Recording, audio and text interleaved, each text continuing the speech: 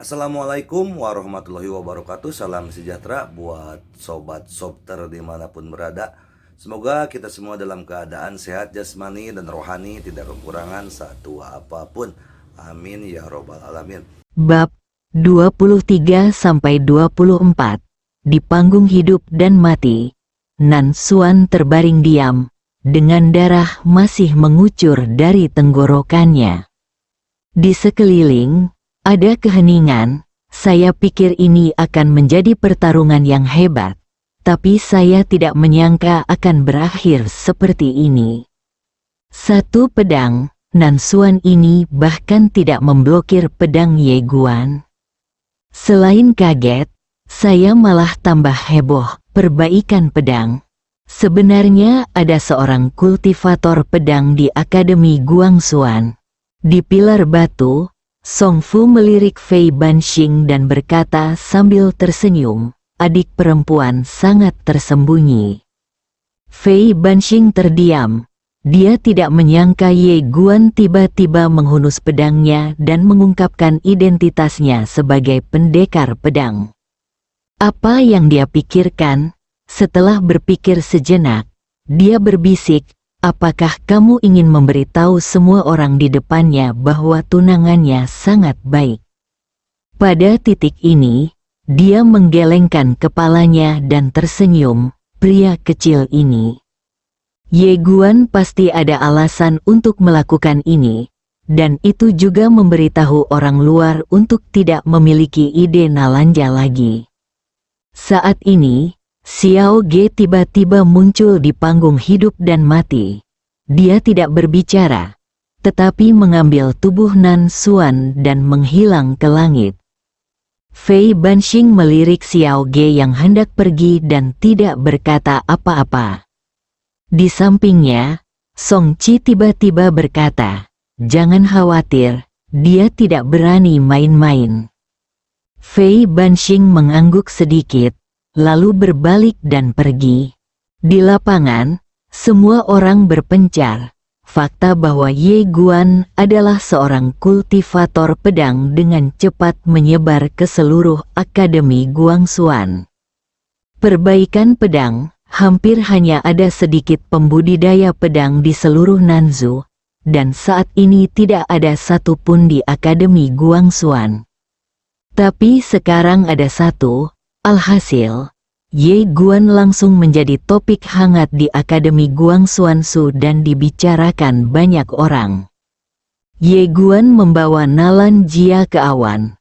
Keduanya duduk di pedang King Xuan. Di ujung pandangan mereka, matahari merah terbit perlahan, dan lautan awan melayang di sekitar mereka. Nalan Jia tiba-tiba berbisik, "Mengapa kamu ingin mengungkap identitasmu sebagai pendekar pedang?" Ye Guan tersenyum dan berkata, "Aku tidak membeberkannya sebelumnya karena aku khawatir menjadi sasaran dan seseorang memiliki niat jahat. Tapi sekarang, aku tidak takut." "Jangan takut." Nalan Jia menoleh untuk melihat ke arah Ye Guan. Setelah sekian lama, dia tersenyum manis dan berkata, "Tahukah kamu apa yang paling menarik dari dirimu?" Ye Guan menatap Nalan Jia, dan Nalan Jia menoleh untuk melihat bagian akhir cakrawala dan berkata dengan lembut, "Keyakinan." Ye Guan terkejut. "Keyakinan?" Nalan Jia mengangguk, "Saya sangat menyukai kepercayaan diri Anda." Ye Guan berkata sambil tersenyum, "Sebenarnya, ada alasan lain mengapa saya menggunakan pedang." Dia menoleh untuk melihat ke ujung cakrawala. "Saya ingin memberitahu semua orang bahwa orang yang Anda sukai tidak buruk sama sekali." Nalan Jia berkata. Dengan lembut, "Saya tahu." Mereka berdua duduk di atas pedang singgau dan melihat ke ujung cakrawala. Di aula utama Akademi Guangxuan, Song Fu dan sekelompok tutor dari Akademi Guangxuan berkumpul di sini. Song Fu memandang Fei Banxing, yang duduk di bawah, dan berkata sambil tersenyum, "Adik perempuan, kamu telah bekerja sangat keras untuk kami. Memang benar, tidak ada yang mengira Ye Guan adalah seorang kultivator pedang. Xiao Ge memejamkan matanya sedikit dan tetap diam. Fei Banxing berkata dengan tenang, orang kecil ini sangat berhati-hati. Dia takut setelah dia mengungkapkan identitasnya sebagai pendekar pedang, dia akan didambakan dan diincar oleh seseorang. Song Fu mengangguk sedikit, idenya oke, jangan khawatir, tentang dia ini masalah budidaya pedang. Akademi hanya akan bahagia, dan tidak akan pernah menginginkan warisan pedangnya. Meskipun Akademi Nanzu Guangxuan kami tidak sekaya alam atas, kami tetap melakukan hal-hal seperti menganiaya siswa kami sendiri. Tidak keluar, Fei Banxing mengangguk sedikit. Aku tahu, Song Fu melirik Xiao Ge, guru Xiao. Masalah antara dia dan Nan Xuan sudah selesai. Ini adalah perintah. Semua orang melihat ke arah Xiao Ge. Sekarang ada monster jenius di akademi. Tentu saja, tidak mungkin orang lain menganiayanya. Xiao Ge mengangguk sedikit, aku tahu gambaran umumnya. Dia tahu bahwa jika dia berani menyerang Ye Guan, dia akan diserang oleh sekelompok orang. Song Fu mengangguk. Daftar orang yang akan pergi ke alam atas untuk mengikuti tes seni bela diri telah ditentukan. Sun Xiong, Xiao Ge, Ye Guan, dan Nalan Jia. Selain mereka berempat, kalian para instruktur bisa juga bawalah beberapa siswa yang berkualifikasi baik bersamamu. Tingkatkan pengalaman mereka. Semua orang mengangguk. Song Fu tersenyum dan berkata, rapatnya dibubarkan. Tapi Fei Banxing tidak pergi. Song Fu memandang Fei Banxing, pergi dan beritahu Ye Guan bahwa dia bisa yakin tentang klan Ye. Mulai sekarang, klan Ye dan dia akan dilindungi oleh akademi. Fei Banxing mengangguk sedikit, lalu berdiri dan pergi. Song Fu menggelengkan kepalanya dan tersenyum. Pembudidaya pedang, benar-benar mengejutkan. Saat ini, Xiao Ge masuk, dia berjalan ke arah Song Fu dan membungkuk sedikit, guru. Ge berkata, kakak Ye bersamaku saat kita menerobos penghalang hari itu. Namun, dia memintaku merahasiakannya, jadi, Song Fu tersenyum. Dan berkata, aku mengerti. Song Fu memandang Xiao Ge. Apakah kamu pernah berdebat dengannya? Xiao Ge menggelengkan kepalanya. Aku belum pernah berdebat dengannya. Tapi dia sangat kuat, terutama kecepatan dan pedang terbangnya. Jika aku berdebat dengannya, tentu saja ada tekanan. Aku tidak takut. Song Fu tersenyum dan berkata, baik kamu maupun dia tidak tertarik menjadi ketua, kan? Xiao Ge mengangguk. Ya, Song Fu menggelengkan kepalanya dan tersenyum. Aku tahu. Apakah kamu tahu siapa yang awalnya aku inginkan menjadi ketua? Xiao Ge menggelengkan kepalanya. Aku tidak tahu. Song Fu berkata. Nan Xuan tercengang. Song Fu berkata dengan lembut. Mustahil bagi para jenius dan monster sejati untuk tinggal di Nanzu. Kamu membutuhkan platform yang lebih besar. Baik itu kamu, Ye Guan, atau Nalan Jia. Bakat dan karakter kalian bertiga luar biasa. Luar biasa, begitu kamu pergi ke alam atas. Bahkan jika kamu tidak mencapai hasil yang baik, Akademi Alam Atas akan mempertahankanmu. Xiao Ge terdiam. Song Fu tersenyum dan berkata, ini adalah hal yang baik untuk Anda dan Akademi. Karena bagi Akademi, tujuan mengikuti ujian seni bela diri adalah untuk mendapatkan lebih banyak sumber daya untuk Akademi. Dan Akademi tidak akan membatasi Anda. Karena kamu semakin baik semakin baik pula masa depan akademi. Xiao Ge menundukkan kepalanya sedikit dan tidak berkata apa-apa. Song Fu terkekeh dan berkata, "Saya tahu Anda mengkhawatirkan hal ini. Apa yang saya katakan hari ini adalah membiarkan Anda sepenuhnya melepaskan beban di hati Anda. Ketika Anda masih muda, Anda harus berjuang keras, berjuang, dan menunjukkan dirimu sendiri." Xiao Ge membungkuk dalam-dalam dan berkata, "Dimanapun aku berada di masa depan, tempat ini akan selalu menjadi rumahku." Song Fu tersenyum dan berkata, "Berbicara tentang Nan Xuan, dia sebenarnya adalah kandidat terbaik untuk posisi kepala akademi.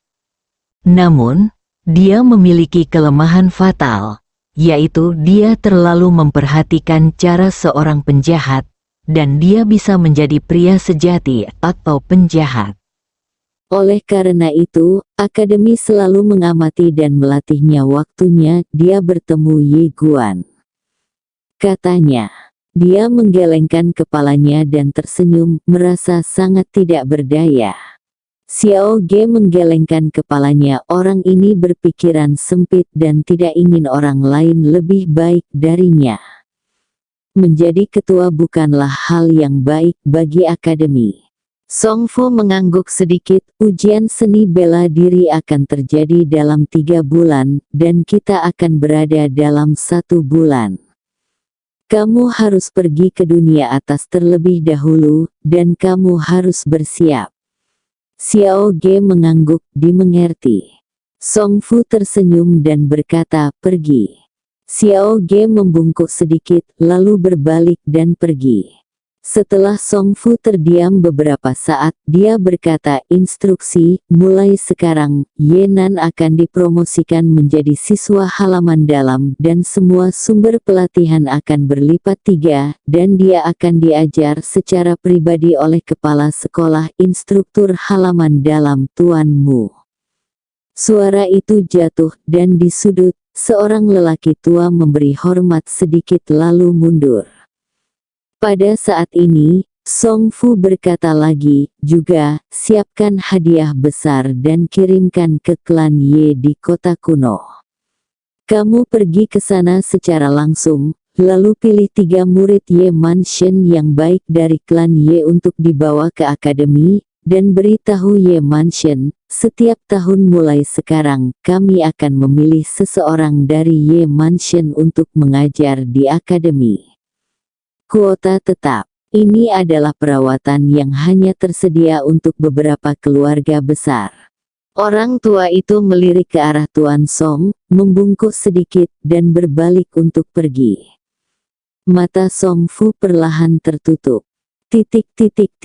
Nanjia, di aula utama. Xiao Ge berdiri di tengah aula. Di depannya ada tubuh Nan Xuan. Pada saat ini, seorang wanita cantik sedang memegang tubuh Nan Xuan dan menangis dengan sedihnya. Tak jauh dari wanita cantik itu, berdiri seorang pria paruh baya. Pria paruh baya itu memandang tubuh Nan Xuan dengan ekspresi muram dan menakutkan. Kedua orang ini adalah orang tua Nan Xuan. Dan pertama-tama, ada seorang lelaki tua yang duduk di sana. Lelaki tua itu mengenakan jubah hitam longgar. Dia melihat tubuh Nan Xuan di bawah, diam, dan tidak menunjukkan emosi atau kemarahan.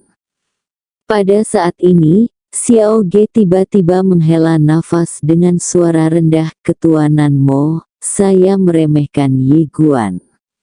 Masalah ini semua salah saya.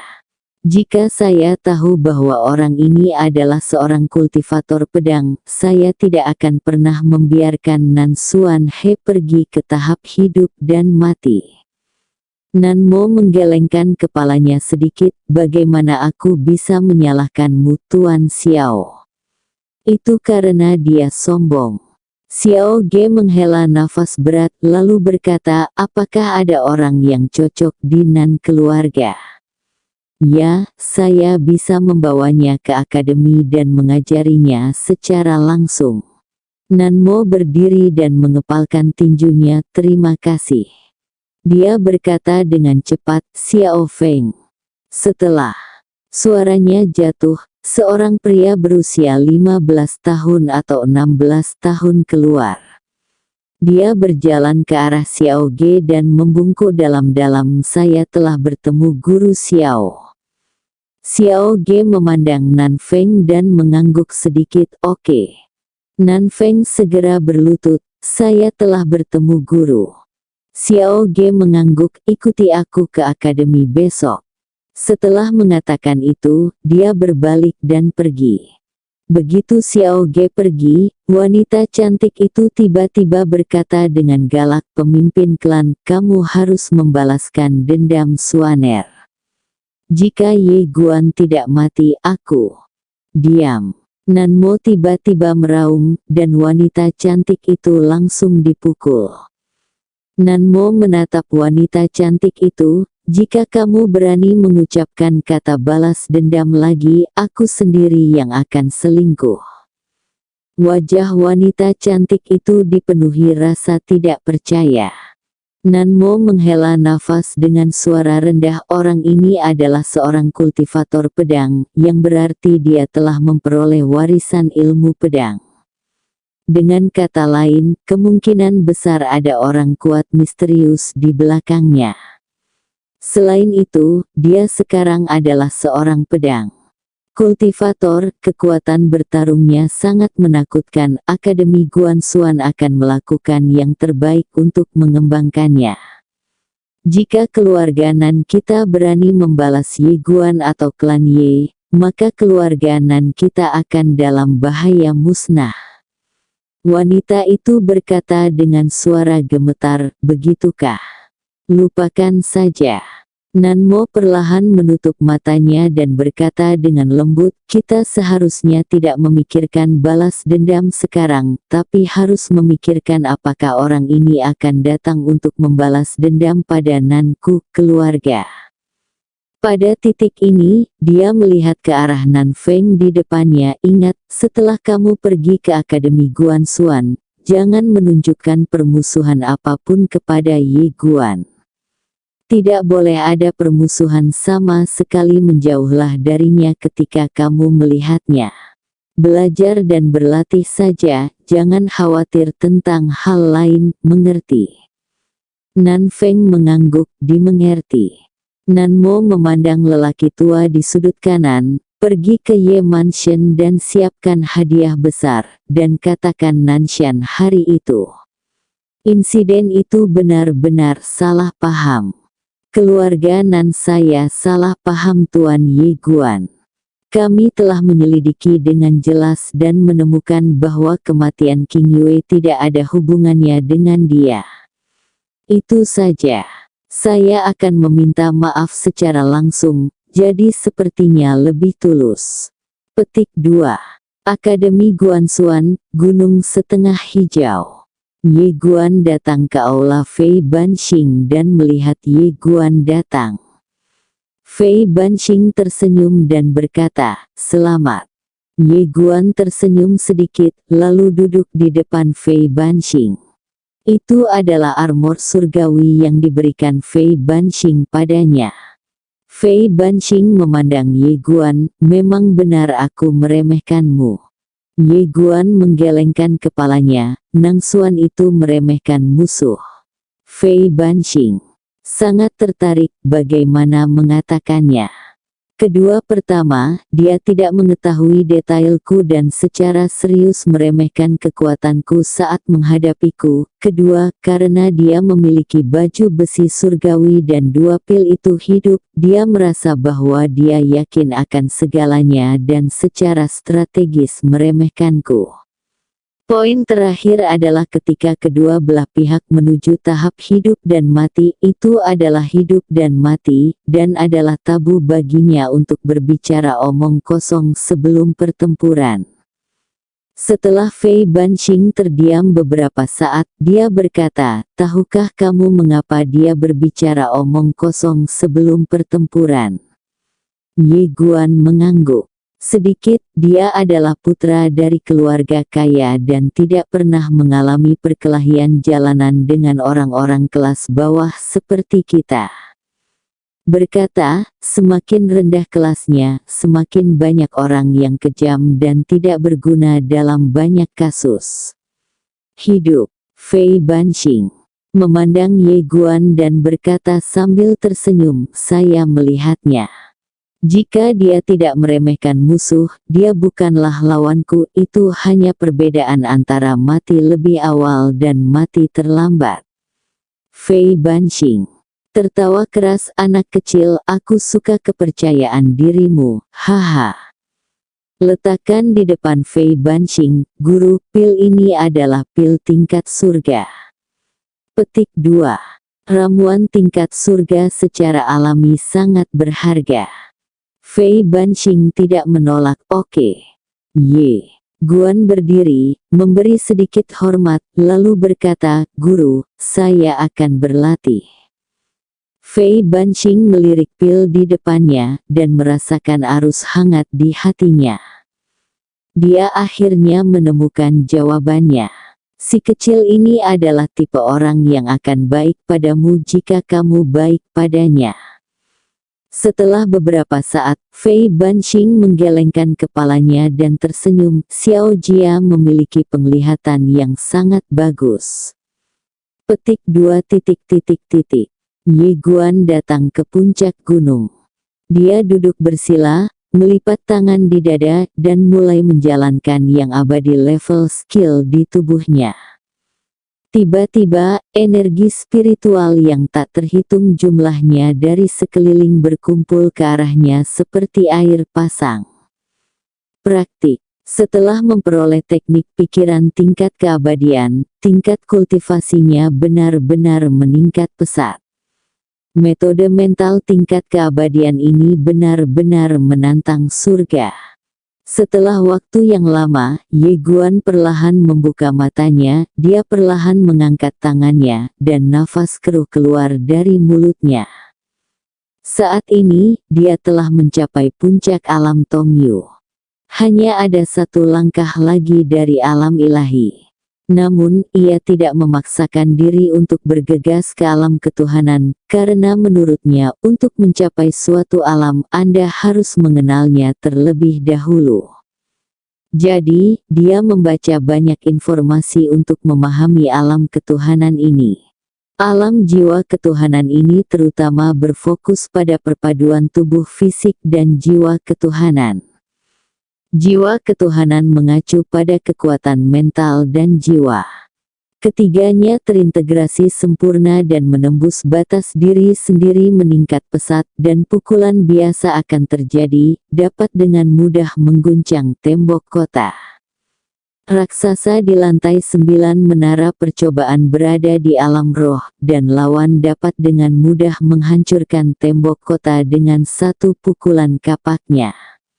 Orang kuat setingkat ini sangat menakutkan dimanapun di Nanzu. Setelah cukup memahami tentang alam dewa ini, Ye Guan mulai berlari menuju alam dewa ini. Karena kita akan pergi ke dunia atas dalam sebulan, dan pasti ada musuh yang lebih kuat di sana. Selain posisi ini, dia juga harus berhati-hati dengan klan Daun. Jika pihak lain mengetahuinya, itu akan menjadi akhir. Kekuatan. Hanya dengan kekuatan Anda dapat melindungi diri sendiri dan orang di sekitar Anda. Ye Guan tidak bermeditasi, tetapi kembali ke lantai 9 untuk melawan raksasa itu. Dia ingin mencapai batas alam Tongyu, dan kemudian bergegas ke alam jiwa. Selain itu, melawan raksasa ini juga dapat melatih kekuatan mental dan jiwanya. Karena itu membutuhkan konsentrasi 12 menit. Jangan bermalas-malasan sama sekali. Dengan cara ini, Ye Guan berlatih dengan gila-gilaan di tingkat ke-9 setiap hari untuk waktu berikutnya. Setengah bulan berlalu dalam sekejap mata. Pada hari ini, Ye Guan datang ke lantai 9 lagi. Saat ini, raksasa itu muncul. Raksasa itu tiba-tiba memukulnya dengan kapak raksasa. Kekuatannya masih menakutkan, dan ketika kapak menghantamnya, terjadilah ledakan udara. Ye Guan tampak tenang. Ketika kapak berada setengah inci dari kepalanya, dia tiba-tiba berbalik ke samping dan dengan tenang menghindari pukulan fatal itu. Tertawa. Lutut raksasa itu terbelah. Pada saat ini, raksasa itu memegang kapak raksasa dan menyapu ke arah Ye Guan. Tertawa. Suara ledakan gas memekakkan telinga. Tubuh Ye Guan tiba-tiba berjongkok ke belakang, seperti melipat kertas, dan dia dengan mudah menghindari kapak itu lagi. Di saat yang sama, pedang udara di tangannya tiba-tiba terbang dan mengenai lutut raksasa itu lagi. Tertawa. Kaki kanan raksasa itu langsung patah, dan kemudian dia terhuyung ke depan. Pada saat ini, Ye Guan melompat sedikit dan menusuk tenggorokan raksasa itu dengan pedangnya. Klik. Saat dia hendak menghilang, raksasa itu memegang kapak raksasa di tangan kanannya dan hendak melancarkan pukulan terkuatnya. Pada saat ini, Ye Guan tiba-tiba memaku pergelangan tangan kanan raksasa itu dengan pedang. Tertawa. Tangan kanan raksasa itu terjepit dengan kuat dan dia tidak bisa lagi memberikan pukulan terakhir, dan kemudian menghilang sedikit demi sedikit. Ye Guan menaruh pedangnya, berbalik dan pergi. Tapi saat ini, pintu cahaya itu tiba-tiba bergetar. Ye Guan tertegun. Dia berbalik dan melihat ke pintu yang terang. Di dalam pintu yang terang, seorang wanita perlahan keluar. Itu adalah biarawati pedang yang memberinya kungfu tingkat abadi. Ye Guan sedikit terkejut, senior. Wanita itu tersenyum selamat.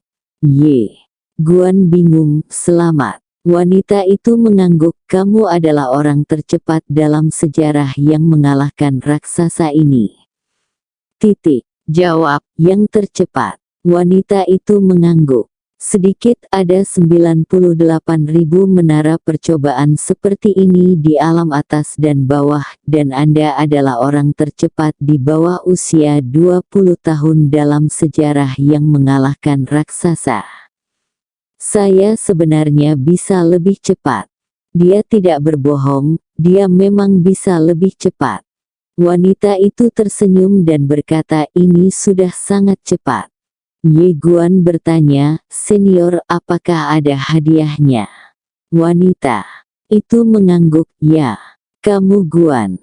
Ada 5 karakter kecil berlapis emas di lencana, Raja Menara Percobaan. Ye Guan terdiam. Tidak bisakah kamu memberiku sesuatu yang praktis? Raja Menara Percobaan. Sejujurnya, dia tidak terlalu langka.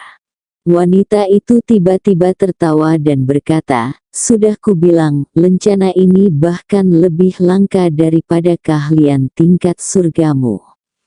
Mendengar ini, Ye Guan tiba-tiba menjadi tertarik.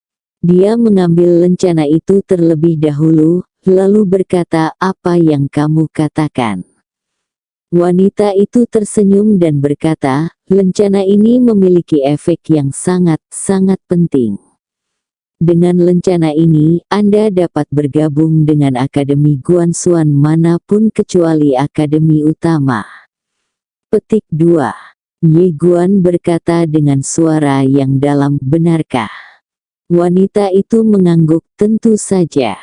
Ye Guan melirik wanita itu, lalu berkata, saya tahu ada tempat bernama Dunia Tengah Tiongkok, yang menguasai ribuan orang, dunia, dan pasti ada Guan di sana. Akademi Xuan, bisakah lencana ini ditambahkan ke Akademi Guanxuan di sana? Wanita itu tersenyum, tentu saja. Ye Guan bertanya, bagaimana jika mereka tidak mengenalinya? Wanita itu berkedip, beri mereka 10.000 keberanian. Mereka tidak berani. Ye Guan bingung. Kenapa? Wanita itu tersenyum, apakah kamu tahu apa yang saya lakukan? Wanita itu sedikit mengangkat bibirnya. Saya adalah orang umum yang bertanggung jawab atas semua cabang. Semua cabang berada di bawah kendali saya. Saya menemukan sistem lencana ini. Siapapun yang bisa mendapatkan lencana seperti itu pasti orang yang sangat jahat. Orang seperti itu, tidak ada cabang Akademi Guan Xuan yang bisa menolak.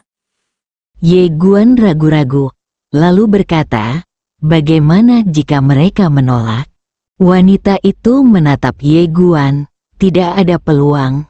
Ye Guan mengangguk, aku akan melakukannya, mengerti? Wanita itu tiba-tiba berjalan ke arah Ye Guan, dengan lembut mengusap kepala Ye Guan, dan kemudian berkata sambil tersenyum, ayo, aku menantikan hari ketika kamu datang ke rumah sakit utama.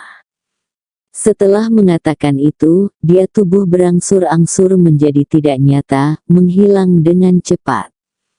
Setelah wanita itu pergi, Ye Guang melihat lencana di tangannya dan tersenyum. Seolah memikirkan sesuatu, Ye Guan tiba-tiba bertanya, Tuan Ta, mengapa menurutku senior ini mengenalku? Xiao Ta terdiam sejenak dan berkata, itu pasti ilusimu.